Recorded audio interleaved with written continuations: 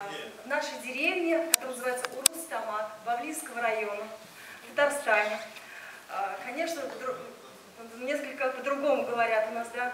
И у нас есть такая традиция айка и верана. Раньше,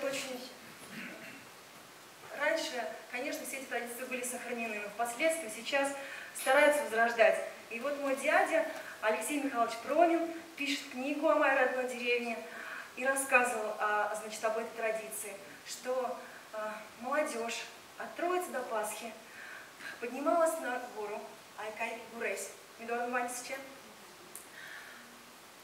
Вечером, когда сделали всю уже работу, я был молодой, то есть мне было всего лет 8, что ли, и вот я, говорит, сижу, сидят старики внизу, которые подняться не могут.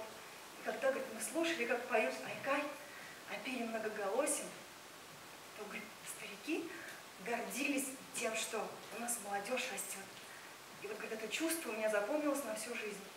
И мне вот тоже, конечно, все это очень трогает, все это очень близко, и хотелось бы тоже сохранить. И я вот как могу участвовать в организации этого процесса, помогая своему дяде.